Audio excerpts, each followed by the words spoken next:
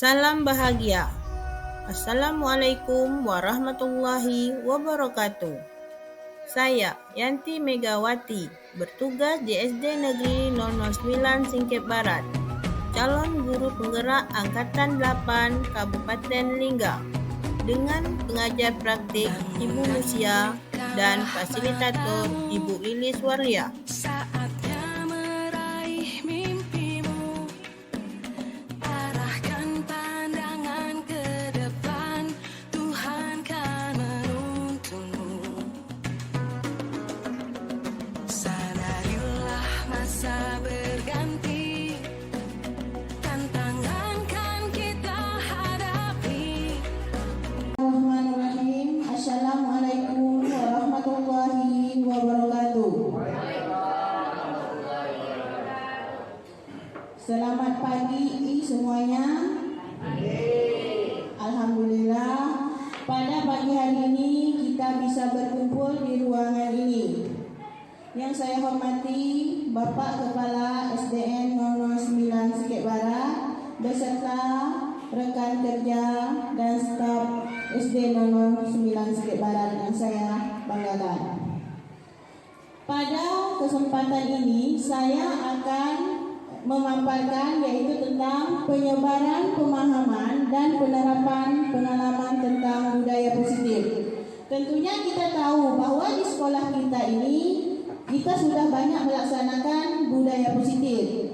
Di antaranya bagian-bagian yang telah kita laksanakan kepada anak didik.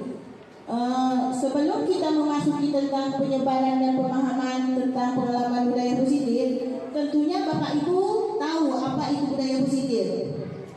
Bisa berikan contoh kepada saya seperti apa bentuk budaya positif tersebut? Ayo Bapak Ibu. Okey. Nah, pada Ibu Saria, silakan.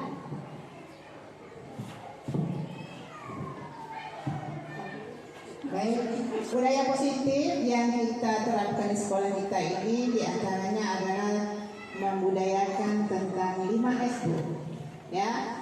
Yang 5S itu terdiri dari senyum, apa lagi, Bapak Ibu? Sapa. Ya, terus Salam. Setelah itu kita sopan dan santun. Nah, ini budaya 5S yang kita terapkan di sekolah kita. Terima kasih kepada Ibu Saria sudah menyampaikan bahwa budaya positif yang ada di sekolah ini sudah diterapkan dan dijalankan. Nanti kita akan menambah lagi bagaimana penyebarannya, bentuk budaya positif tersebut. Nah, berarti budaya positif itu adalah dengan 5S. Banyak sekali kegiatan yang sudah kita lakukan di sekolah ini itu merupakan bentuk dari budaya positif.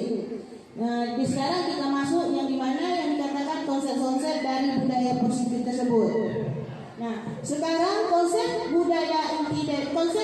budaya positif itu terdiri dari perubahan paradigma belajar, disiplin positif, nilai-nilai kebajikan, kebutuhan dasar manusia, motivasi perilaku manusia, posisi kontrol guru, keyakinan kelas, serta segitiga restitusi. Nah, disinilah konsep inti dari budaya positif tersebut.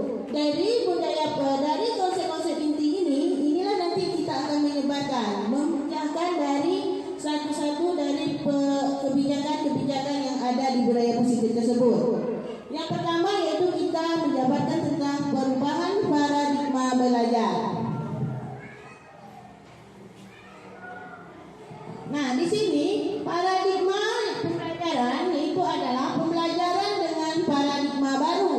Pembelajaran dengan paradigma baru itu adalah merupakan pembelajaran yang dirancang berdasarkan prinsip pembelajaran berdiferensiasi. Berarti berdiferensiasi di sini itu artinya adalah peserta didik belajar sesuai kebutuhannya, ya, berdasarkan tahap perkembangan sesuai teori psikologi modern untuk mewujudkan profil pelajar Pancasila. Di sini kita diharapkan untuk menuntut anak didik kita berprofil belajar Pancasila, yaitu yang terdiri dari 6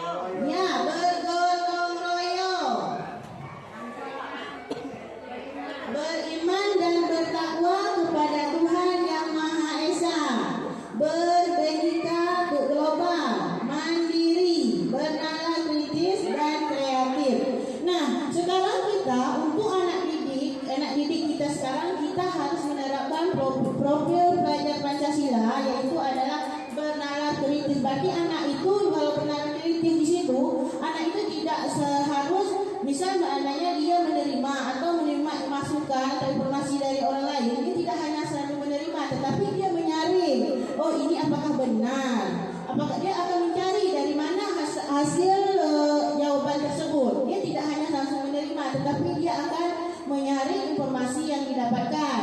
Itu adalah namanya bernalar kritis. Bergotong royong. Nah, kita bergotong royong di sini adalah anak murid itu bergotong royong, artinya kita sering bekerja sama. Beriman, bertakwa kepada Tuhan Yang Maha Esa. Ini adalah tentang budi pekerti. Tadi yang disebutkan oleh Ibu Syariah bahwa kita menerapkan 5S, senyum, salam, sapa, yaitu tentang masuk kelas, salaman, dan kita berdoa setelah awal belajar dan sesudah belajar. Mandiri ini artinya kepercayaan. Berarti anak itu berani untuk tampil ke depan, itu sudah semangat. Nah, disinilah kita menumbuhkan profil belajar Pancasila anak. Kalau beraneka global itu dia berwawasan lingkungan, berarti dia tidak hanya yang didapatkan di sini hanya di sekolah saja, tapi dia berkembang untuk masyarakat juga. Kreatif ini anak yang mempunyai keterampilan, ide atau keterampilan sendiri ya. Nah, disitulah dari 6 elemen yang terdapat di profil belajar Pancasila yang harus kita terapkan untuk anak didik kita masa depan. Baik, sekarang kita masuk ke miskonsepsi tentang teori kontrol. Teori kontrol ini kita berilustrasi. Maksudnya kita sebagai guru itu berilustrasi, guru mengontrol murid. Ilustrasi kedua, ilustrasi bahwa kritik dan membuat rasa bersalah mampu menguatkan karakter. Ilustrasi bahwa semua penguatan positif efektif dan bermanfaat. Ilustrasi bahwa orang dewasa berhak memaksa. Sebenarnya kita tidak bisa lagi merasa kita dewasa, merasa kita sebagai pendidik, kita mau kemauan kita sendiri. Tidak seperti itu. Seperti yang dikatakan di Hajar Dewantara bahwa kita sebagai pendidik ini bukan menuntut, tetapi menuntun peserta didik kita kemana arah berdasarkan kodrat alam dan kodrat zamannya ya. Nah, ini mengubah paradigma stimulus respon ke pendekatan teori kontrol. Stimulus itu artinya stimulus respon berarti realis kebutuhan kita semua. Tetapi kalau dia dialihkan menjadi teori kontrol, realis atau kebutuhan kita berbeda. Nah, kita kan tidak bisa memaksa anak. Kita beranggapan kebutuhan anak itu sama dengan kebutuhan kita. Tetapi nyatanya di teori kontrol kita mengarahkan anak berdasarkan apa yang dimiliki anak tersebut. Berarti kan di situ kita punya kebutuhan yang berbeda. Kalau kita samanya yang ini sukanya seperti ini, tetapi kita beranggapan anak itu harus suka sama seperti kita. Tidak, karena kebutuhan kita berbeda-beda. Nah, itulah yang dimaksud dengan stimulus respon. Semua orang melihat hal yang sama, tetapi di teori kontrol setiap orang memiliki gambaran berbeda. Kita mencoba mengubah orang agar berpandangan sama dengan kita. Kita berusaha memahami pandangan orang lain tentang dunia. Kemajuan ya. Perilaku buruk dilihat sebagai suatu kesalahan. Semua perilaku memiliki tujuan. Nah, sekarang kita kalau bertujuan bahwa anak yang membuat kesalahan itu adalah suatu kesalahan, padahal kita tidak tahu apa tujuan dari yang dilakukan mereka tersebut. Orang lain bisa mengontrol saya, hanya Anda yang bisa mengontrol diri Anda sendiri. Saya bisa mengontrol orang lain, Anda bisa mengontrol orang lain. Pemaksaan ada pada saat bujukan gagal. Kolaborasi dan konsensus menciptakan pilihan-pilihan baru. Nah, sekarang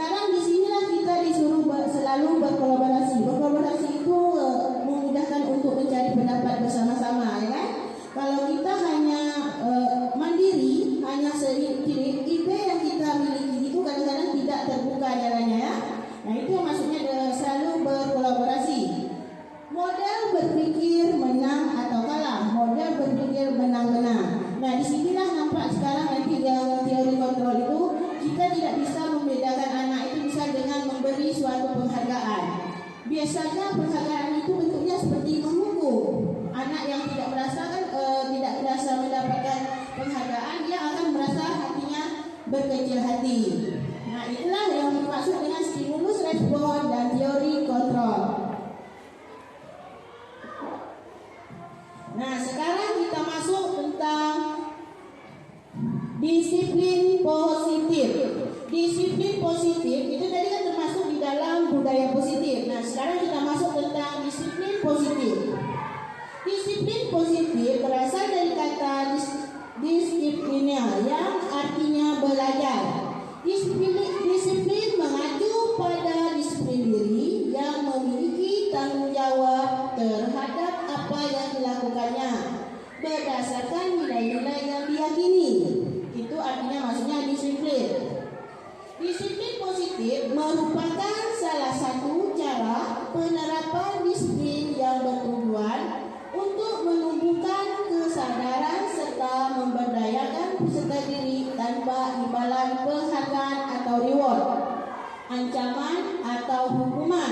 Berarti kita di situ nampak bahwa kita kalau memberi reward untuk anak itu nampaknya seperti penghukuman. Menghukum berarti anak yang lain itu merasa dia tidak lagi merasa bahwa yang merasa dapat menjadi juara atau dia bangga. Tapi kan kita tidak tahu, tidak menjaga perasaannya lain. Tetapi kalau kita berdasarkan karakter anak itu merasa dirinya sama, tidak ada beda.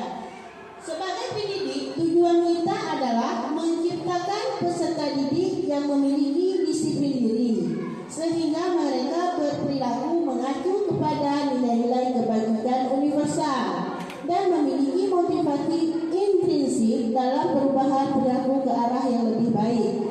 Maksudnya seperti ini. Kita meminta anak, contoh kita menghukum anak, dia di situ datangnya lambat ke sekolah.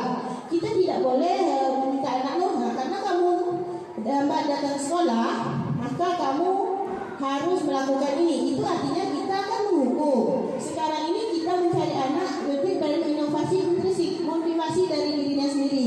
Kita tanya, apa kesalahan dia sampai dia tidak terlambat ke sekolah? Dan kesalahan itu dia akan mencari solusinya sendiri. Contohnya kalau di situ dia bilang, saya terlambat sekolah karena malam tadi saya begadang. Nah, jadi untuk menyelesaikan masalahnya sendiri, kita tidak harus menghukum dia. Apa perubahan yang harus dilakukan? Berarti dia tidur lebih awal, dia tidak boleh begadang. Nah, itulah maksudnya dia nilainya universal yang motivasi intrinsik itu, dia mencari solusi dari permasalahannya sendiri. Jadi permasalahan yang dia lakukan tidak kita yang menyelesaikannya, tetapi kita hanya sebagai pembimbing ataupun menuntun dia bagaimana dia menemukan solusi dari permasalahannya tersebut. Itu yang dimaksud dengan nilai-nilai dari dirinya sendiri.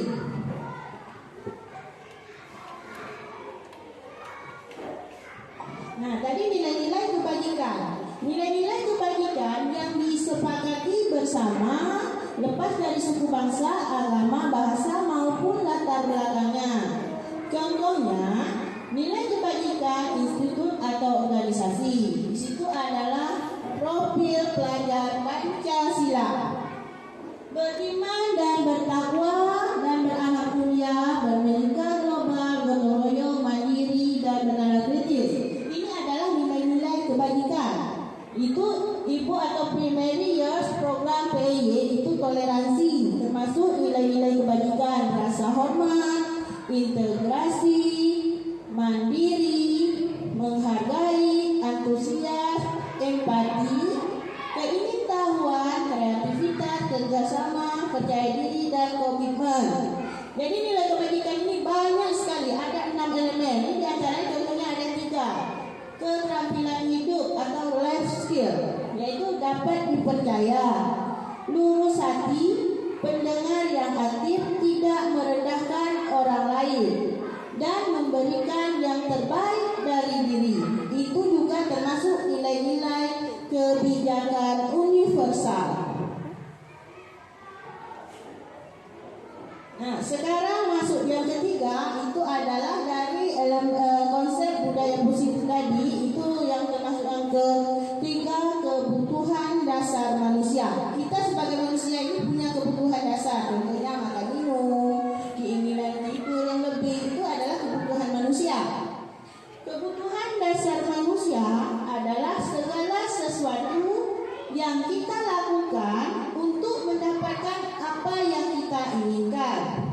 Seluruh tindakan yang kita lakukan memiliki tujuan tertentu, dan semua usaha terbaik yang kita lakukan adalah dalam rangka agar kebutuhan dasar kita terpenuhi dengan baik. Berarti kebutuhan dasar kita itu adalah kebutuhan yang kita miliki di dalam hati. Misal saya ngantuk, anak tengah tidur, tengah belajar tertidur, itu adalah dia memenuhi kebutuhan dasarnya tersebut. Tetapi kita harus menanganinya juga dengan restitusi, tidak dengan hukuman. Kita kan tahu bahwa kita juga memiliki kebutuhan dasar.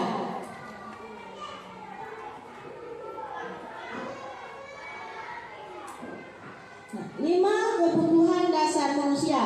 5 bukan tadi masuk kebutuhan dasar. Kebutuhan dasar kita itu terbagi dari 5 bagian, yaitu bertahan hidup, kasih sayang dan rasa diterima, penguasaan, kebebasan dan kesenangan. Nah, contoh dari situ yang bertahan hidup dari kebutuhan dasar kita seperti makanan, pakaian, tempat tinggal. Bertahan hidup dari kebutuhan dasar kita seperti makanan, pakaian, tempat tinggal, keamanan, kesehatan. Itu artinya kebutuhan manusia untuk bertahan hidup. Kalau kasih sayang dan rasa diterima, itu rasa diterima dipedulikan, berbagi, kerjasama menjadi bagian dalam kelompok. Berarti kalau kita memberikan contoh itu di situ, nah kerjakan ini. Nah, berarti kita menyanyikan anak itu dengan kata yang kasih sayang. Ada kita memilihkan anak dengan penugasan. Selesaikan pelajaran ini, itu berarti bentuknya penugasan. Penugasan itu arti harga diri, keinginan untuk dianggap pemimpin, berprestasi, diakui, didengar. Berarti apapun yang dikatakannya itu harus didengar. Itu artinya dia menugaskan. Kebebasan, mandiri, memiliki pilihan, mencoba hal-hal baru, mampu mengendalikan arah dirinya. Berarti ini kebebasan. Dia berpikir, bisa seandainya kita bilang, nak lari ke sana, kita atur. Tidak, larilah sebau kamu. Bisa menurut dengan cara apapun, dia bebas. Apakah dia harus belok-belok? Kalau menurut kita, kalau penugasan kita lurus saja, itu bentuk penugasan. Tetapi kalau kebebasan sesuai keinginan. Kesenangan, bermain, humor, antusiasme dan tertawa. Nah, itu artinya kesenangan, yaitu adalah rasa kebahagiaan dari dirinya sendiri.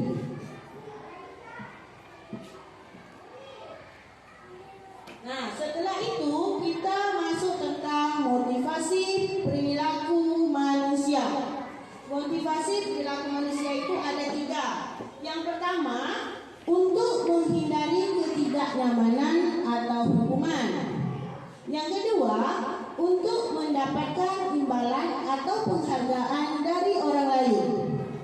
Yang keempat, untuk menjadi orang yang mereka inginkan dan menghargai diri sendiri dengan nilai-nilai yang mereka percaya.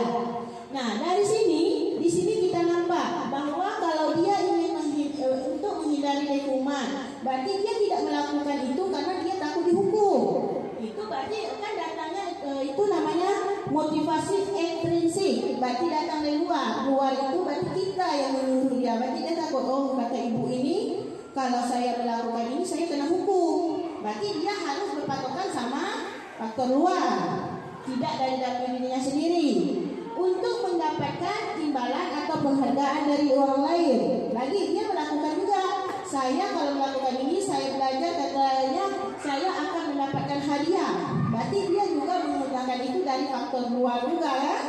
Nah, sekarang untuk menjadi orang yang mereka inginkan dan menghargai diri sendiri dengan nilai-nilai yang mereka percaya.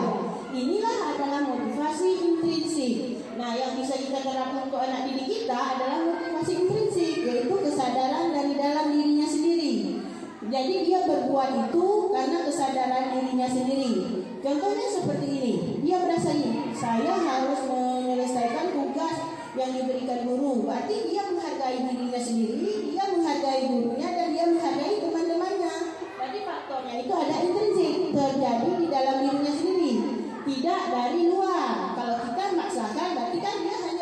atau dari luarnya saja. Jadi kita harus menumbuhkan anak untuk bermotivasi intrinsik. Nah, sekarang masuk hukuman, korupsi dan restitusi. Hukuman itu maksudnya tidak terencana, sifatnya tiba-tiba. Murid tidak tahu apa yang akan terjadi atau tidak dilibatkan. Bersifat satu arah saja, berupa hukuman fisik atau psikis. Kalau konsekuensi itu sifatnya terencana, disepakati sesuai peraturan, murid tetap dibuat tidak nyaman, sikap guru selalu memonitori murid. Restitusi, proses menciptakan kondisi bagi murid untuk memperbaiki kesalahan. Proses kolaboratif yang mengajarkan murid untuk mencari solusinya sendiri. Nah, di sini kita selama ini saya juga sebagai pendidik itu banyaknya pada hukuman dan konsekuensi. Setelah mempelajari teori budaya positif, baru kita tahu sekarang kita harus menerapkan restitusi. Kalau hukuman ini kan anak tidak tahu. Setelah dia kejadiannya tiba-tiba, kalau dia melakukan itu, setelah itulah kita bilang situ. Seandainya dia memecahkan, langsung kita suruh bersihkan itu. Nah, itu artinya hukuman. Berarti kita suatu hal yang terjadi pada anak, seketika itu juga dia harus menyelesaikannya. Tetapi kalau konsekuensi itu sepertinya sudah kita sepakati bersama. Contoh, sekarang kita buat dari kesepakatan kelas kita. Kalau tidak menyelesaikan pembelajaran pada hari ini, yang ibu laksanakan ini, nanti kamu di jam istirahat kamu tidak bisa istirahat. Kamu harus menyelesaikan pelajaran yang kamu tunda tadi. Itu artinya konsekuensi. Berarti dia ada hal yang sudah kita sepakati bersama-sama. Beda lagi dengan restitusi. Restitusi ini maksudnya kita sama, kita memberikan anak misalnya seandainya tugas yang sama. Di situ dia tidak bisa menyelesaikan tugasnya. Kita tanya ke dia, kita tidak harus menghukum, kita tidak harus memberi dia untuk hal yang kita sepakati, apa konsekuensi yang dia lakukan, tetapi kita cari solusi. Apa sebenarnya membuat kamu itu tidak bisa menyelesaikan ini? Berarti dia yang menyelesaikan masalahnya sendiri di situ. Bu, saya maunya seperti ini. Nah, berarti dia mencari solusi dari kesalahannya sendiri. Kita sebagai pendidik tidak harus langsung menunjuk anak tersebut. Nah, kamu kalau tidak selesai ini, kamu tidak bisa nanti dia istirahat, keluar istirahat. Nah, itu artinya konsekuensinya. Kita sebagai pendidik, saya juga sebagai pendidik seperti itu, karena saya bisa sering menerapkan hukuman atau konsekuensi. Kita tidak tahu apa yang kita lakukan. Kita berpikir apa yang kita lakukan itu untuk mendisiplinkan anak. Ternyata tidak. Anak bisa kita disiplinkan pada waktu itu saja, tetapi dari kesempatan dia bisa berbuat seperti itu lagi. Tetapi kalau dia membuat kesalahan dan dia melaksanakan sendiri, kan dia akan ada kesadaran. Nah, sekarang kita masuk ke 5 posisi kontrol guru. Sekarang dari 5 posisi kontrol guru itu termasuklah di situ sebagai penghukum, pembuat merasa bersalah, teman, pemantau, dan manajer. Jadi di sini nanti setelah kita mengetahui apa posisi dari kontrol guru itu, nanti kita akan tahu yang sering kita lakukan itu di posisi mana yang sering kita laksanakan di sini.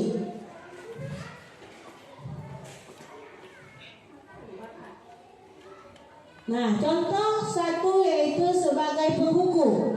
Kita pendidik sebagai penghukum itu artinya menghukum anak. Hormat pada bendera selama 1 jam. Itu posisi kita sebagai guru, itu artinya sebagai penghukum. Berarti kita memberi hukuman kepada peserta didik.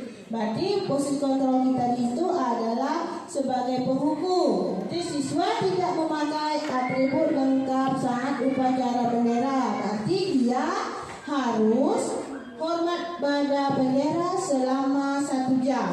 Berarti posisi kita itu sebagai penghukum.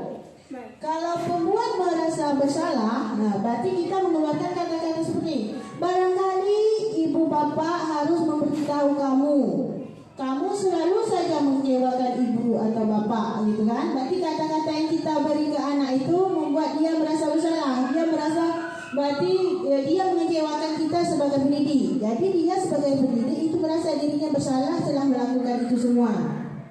Itu adalah itu membuat merasa bersalah. Nah, sekarang posisi sebagai teman. Posisi sebagai teman di situ, ayo dong ikut aturan sekolah. Tolong bantu ibu bapak ya sekali ini. Ya, sudah tidak apa-apa. Lain kali jangan sampai berbuat ini lagi ya. Berarti kita mengajak anak itu seperti kita berteman dengan anak tersebut. Maka bahasa yang kita gunakan adalah bahasa seperti itu. Tetapi kita sebagai pemantau, kamu sudah melanggar peraturan sekolah. Kamu tahu kan konsekuensinya? Setelah upacara, kamu beri atributnya ke koperasi dan jangan diulangi lagi. Itu berarti posisi kita sebagai pendidik adalah sebagai pemantau. Nah, dan terakhir itu adalah posisi kita sebagai pendidik, yaitu manajer. Manajer, apakah kamu tahu kesalahanmu? Kira-kira bagaimana kamu memperbaikinya? Kesalahanmu tersebut. Berarti seharusnya di sini kita sebagai pendidik itu harus menjadi seorang manajer. Berarti kalau manajer di situ kita tidak harus memfokuskan anak harus melakukan apa yang telah dia lakukan, tetapi dia mencari solusi dari permasalahan yang dia buat tadi. Tetapi selama ini kita banyak ke murid, yaitu posisi penghukum dan pemantau. Nah, sampai di situ kira-kira pemahaman tentang contoh penerapan 5 posisi kontrol guru udah mengerti kan? Alhamdulillah. Berarti kita sebagai pendidik seharusnya yang kita ambil adalah posisi apa, Bapak Ibu? Ya, posisi manajer. Posisi manajer lah sebenarnya yang kita ambil. Tetapi kita kan dari sekarang kita sudah mengetahui. Maka sekarang inilah kita untuk merubah diri kita ke tahap yang lebih baik lagi. Baik, sekarang kita masuk. Nah, sekarang coba jawab pertanyaan di sini. Posisi kontrol apakah aku? Sekarang saya bacakan. Kamu tidak pernah benar melakukannya. Ayo Bapak Ibu. Apa posisi yang kita lakukan sebagai pendidik? Apa posisi yang kita ambil?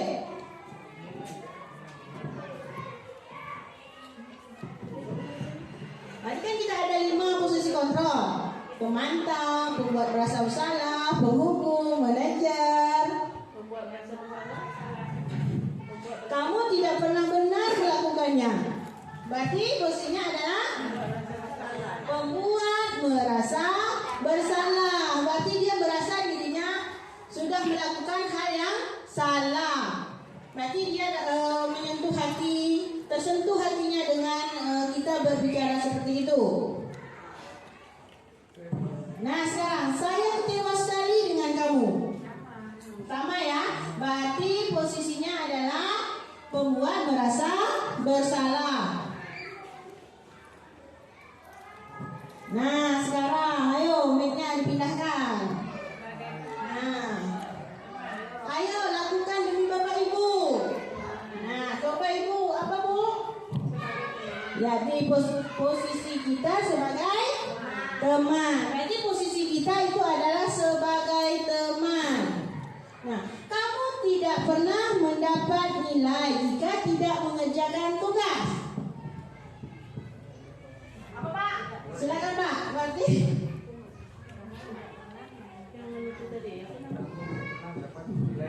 posisi kita sebagai hukuman, Bu. iya, posisi kita sebagai hukuman. Berarti dia menerima konsekuensi dari kesalahan yang dia lakukan. Nah, apa rencanamu untuk menyelesaikan masalah ini? Berarti posisi kita sebagai apa Bapak Ibu? Manajer. Ya, benar. Posisi kita sebagai manajer. Inilah sebenarnya posisi yang harus kita laksanakan atau kita lakukan sebagai pendidik, yaitu posisi sebagai manajer.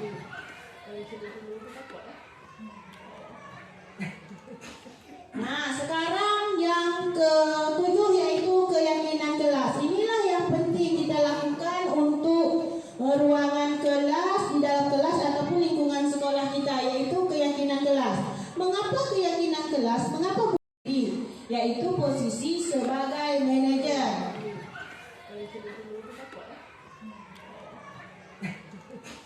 Nah, sekarang yang ketujuh yaitu keyakinan kelas. Inilah yang penting kita lakukan untuk ruangan kelas, di dalam kelas ataupun lingkungan sekolah kita, yaitu keyakinan kelas. Mengapa keyakinan kelas? Mengapa bukan peraturan kelas? Keyakinan itu artinya hal yang bisa kita terapkan dan bisa kita ingatkan selalu. Tetapi kalau peraturan sifatnya sudah tetap, tidak bisa berubah, ya. Kalau keyakinan itu kita memilihnya bersama-sama, berarti antara guru kita sebagai pendidik dengan peserta didik, berarti kita menentukan kesepakatan bersama-sama untuk kelas kita masing-masing.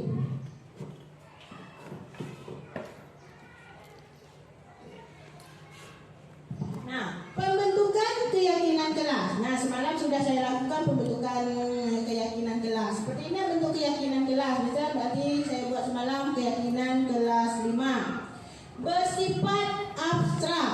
Keyakinan kelas itu sifatnya abstrak, berupa pernyataan universal. Berarti universal itu berarti kalimat-kalimatnya harus positif. Tidak boleh menggunakan kalimat negatif. Contohnya seperti ini. Kalau kita misal seandainya nyuruh anak itu membuang sampah, jagalah kebersihan sekolah. Kita jangan bilang situ, jangan buang sampah sembarangan. Kata jangan itu tidak boleh kita gunakan, tetapi buanglah sampah pada tempatnya. Itu yang dimaksud dengan berupa pernyataan universal. Kalimat-kalimat positif dibuat dalam pernyataan positif. Sedikit saja agar mudah diingat. Itu keyakinan kelas. Sesuai dengan kondisi kelas dan sekolah sehingga mudah diterapkan. Semua warga sekolah atau warga kelas dilibatkan saat membuat keyakinan kelas. Kalau seandainya keyakinan sekolah, berarti kita sepakat semuanya keseluruhan antara murid peserta didik. Contoh di situ, datang sekolah tepat waktu. Di situ kan, jangan terlambat sekolah. Berarti kita tidak boleh menggunakan kata jangan. Itu untuk warga sekolah. Nah, sekarang yang terakhir yaitu kita menggunakan segitiga restitusi. Segitiga restitusi ini adalah suatu proses dialog yang dijalankan oleh guru agar dapat menghasilkan murid yang mandiri dan bertanggung jawab. Nah, di sini di tahap segitiga restitusi ini kemarin sudah saya libatkan pada anak didik yang ada masalah. Tetapi saya permasalahannya itu saya selesaikan dengan cara segitiga restitusi, yaitu dengan menstabilkan identitas, validasi tindakan yang salah, dan menanyakan keyakinan. Nah, menstabilkan identitas. Pada posisi menstabilkan identitas, kita bersama peserta didik berdasar prinsip membuat kesalahan adalah bagian dari proses pembelajaran. Di situ berbuat salah itu wajar. Tidak ada manusia yang sempurna. Ibu bapak juga pernah melakukan itu.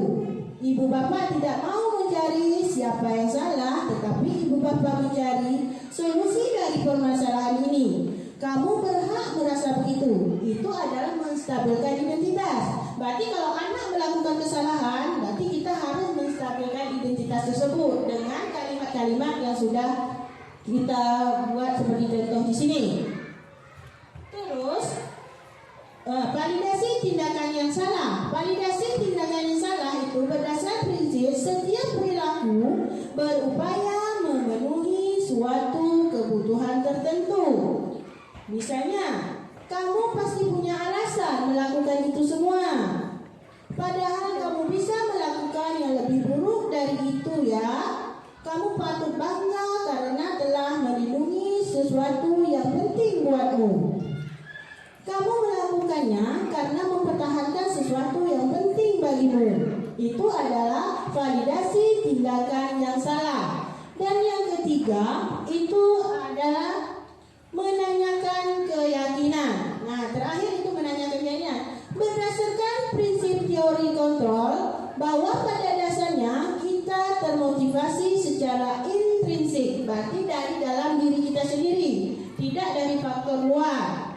Apa keyakinan yang kita sepakati? Berarti kita sudah membuat keyakinan kelas tadi. Kita tanya balik ke anak itu, keyakinan apa yang sudah kita sepakati kalau anak itu membuat kesalahan. Nilai-nilai apa saja yang telah sepakati bersama? Seperti apa gambaran sebuah kelas yang ideal menurut kamu? Dan kamu ingin menjadi orang yang seperti apa? Nah, sekarang videonya ada di sini, nanti saya putarkan sendiri aja sebab foto deh. Kasus pertama, Kisah mengganggu teman yang sedang belajar sehingga temannya tidak bisa menyelesaikan tugas. Berikut skenario penyelesaian masalah menggunakan segitiga restitusi.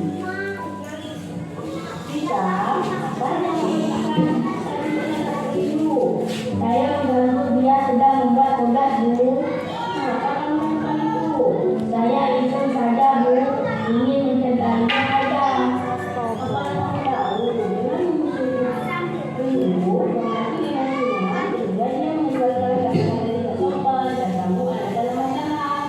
Iya, Bu, saya tidak sengaja. Saya tadi hanya ingin bercanda. Baiklah, Ibu di sini bukan untuk mencari siapa yang salah. Ibu di sini mencari penyelesaian sama-sama, berdiri sama-sama tentang yang bisa kita lakukan untuk menyelesaikan masalah ini. Kamu melakukan kasih kesalahan, bukan? Pastilah dia bahwa kamu tertidur, besar dan marah. Dia itu, iya, Bu. Lihat kamu merasa senang melakukannya. Tetapi kamu tidak tahu yang kamu lakukan itu menyakitkan orang lain, sehingga sekarang kamu dalam masalah. Iya, Bu. Sekarang, mari kita bicarakan tentang keyakinan kita. Dan keyakinan soal kita. Apa yang bisa kita percaya, yang mana yang perlu kamu lakukan. Bersikap baik sama orang lain, menghargai sesama teman dan saling menghormati sesama teman, Bu. Kamu memang mengajar keyakinan kita, tetapi dengan mengaku teman dan tugas itu tidak menghargai dan bersikap baik dengan teman, Bu. Tidak, Bu. Kamu ingin menjadi orang seperti apa? Kalau terus tidak boleh bilang. Saya ingin jadi orang yang baik dan bisa menghargai teman, Bu.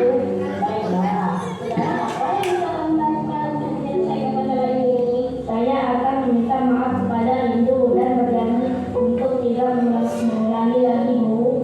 Ya, Bu. Tapi sekiranya nanti diulangi lagi bagaimana? Saya bersedia menerima konsekuensi yang Ibu berikan. Baiklah, sekarang bermaaflah berdua. Baik, Bu. Terima kasih, Bu. Rindu, saya minta maaf dan berjanji tidak akan mengulanginya lagi. Baiklah, Isa. Assalamualaikum warahmatullahi wabarakatuh. Nama Hisham Asril, kelas 5 SD Negeri 0093 Barat. Saya senang sekali diajak diskusi dengan Ibu Yanti Megawati untuk menyelesaikan masalah yang saya lakukan, dan saya harus menghormati dan saling menghargai sesama. Waalaikumsalam warahmatullahi wabarakatuh. Nah, sekarang masuklah pada yang terakhir, yaitu penutup. Penutup di situ, dalam penerapan program disiplin positif, hendaknya guru memiliki standar kepribadian, profesional dan sosial yang baik, di mana guru mampu merefleksikan dirinya dalam posisi kontrol saat ini. Bagaimana perjalanan dirinya sebagai AMO atau manajer yang menuntut murid-muridnya menjadi insan yang mandiri, merdeka dan bertanggung jawab berdasarkan profil pelajar Pancasila. Dan baiklah Bapak Ibu, kira-kira sampai di sini apakah ada pertanyaan yang harus kita selesaikan bersama-sama ataupun masukan? Silakan.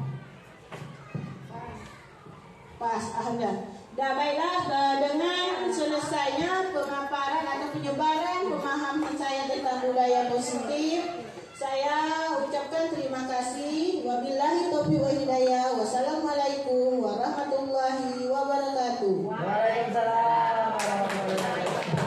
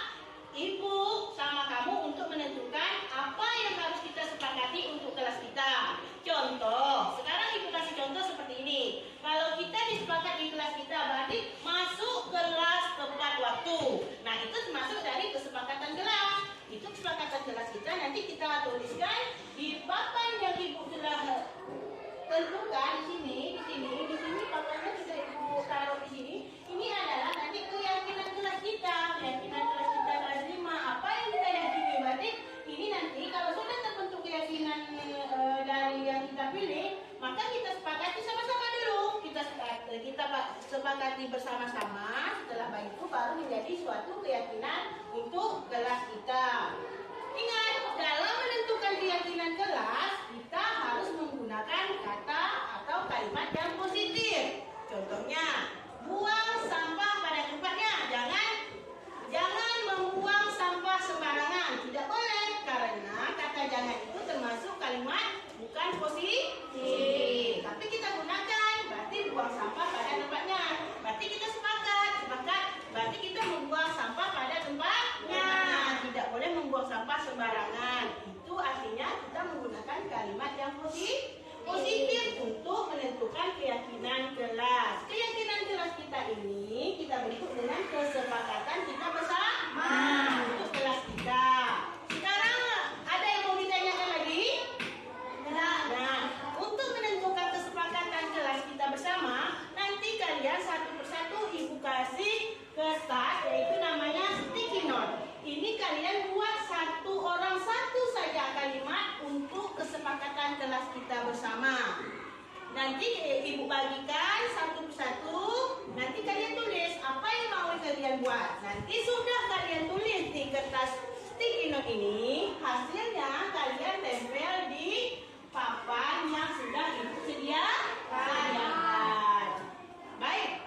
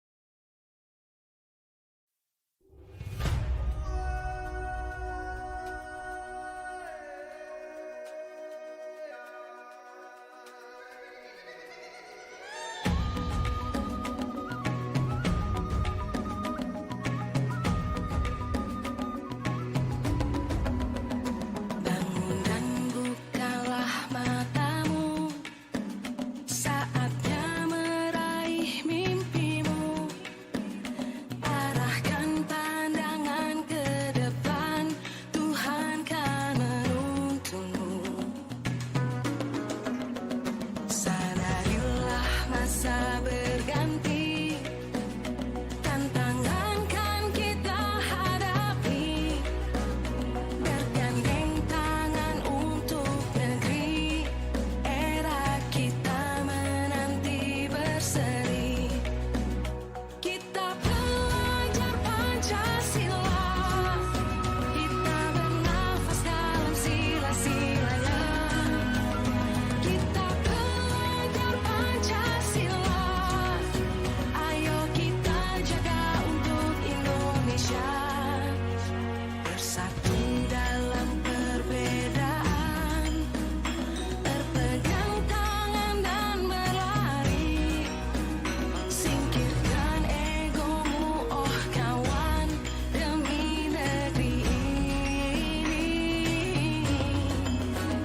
Jadilah generasi emas, cerdas berkarakter itu kita.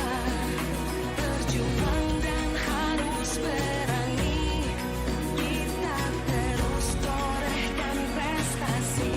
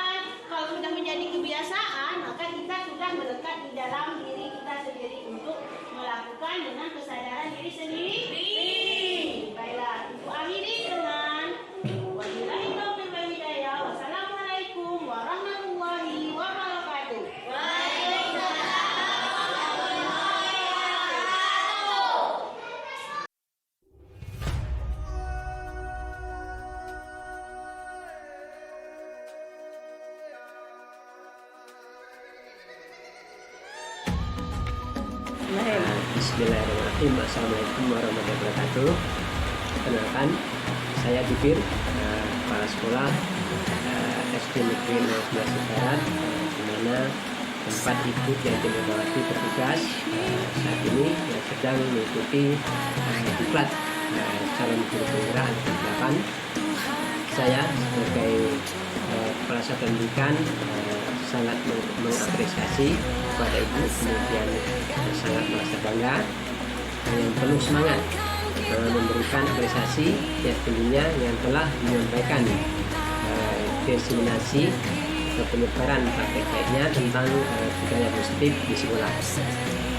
Budaya positif yang disampaikan beliau sangat relevan dan dibutuhkan sekolah saat ini. Mudah-mudahan diseminasi yang disampaikan dapat memotivasi pada teman sejawat, kemudian menambah wawasan dan dapat dipraktekkan dalam lingkungan sekolah sehingga dapat meningkatkan disiplin belajar pada anak dan sekolah pada umumnya sehingga dapat meningkatkan prestasi akademik pada pendidik. Selamat kepada Ibu Yanti Megawati dan terus belajar dalam mengikuti pendidikan calon guru penggerak dan terus berbuat praktek baik. Demikian dari saya sebagai kepala satuan pendidikan. Saya akhiri dengan wassalamualaikum warahmatullahi wabarakatuh.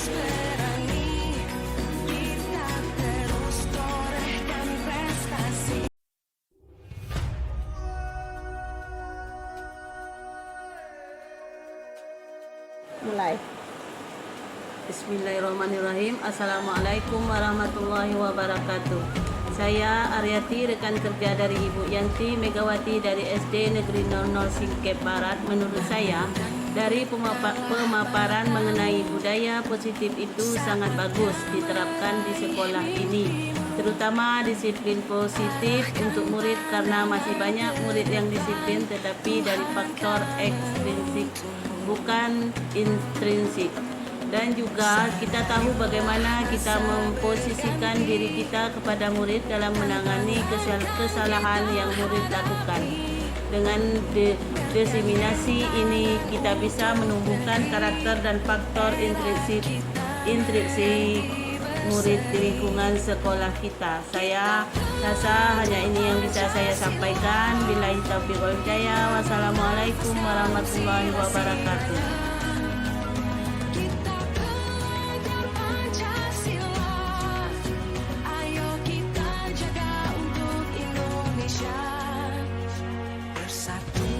Assalamualaikum warahmatullahi wabarakatuh.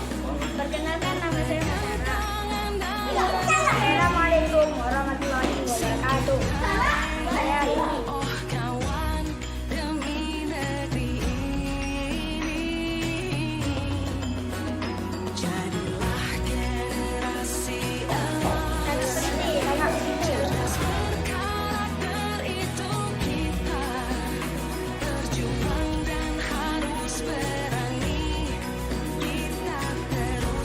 Karena kita berhasil menghargai orang lain.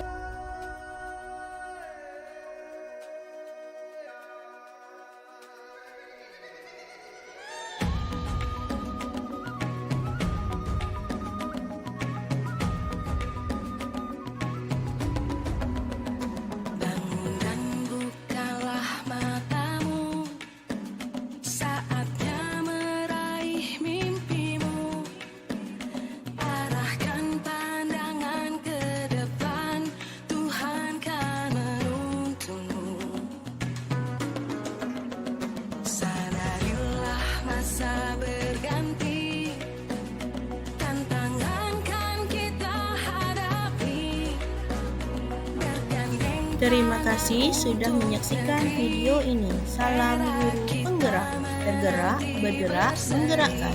Waalaikumsalam warahmatullahi wabarakatuh.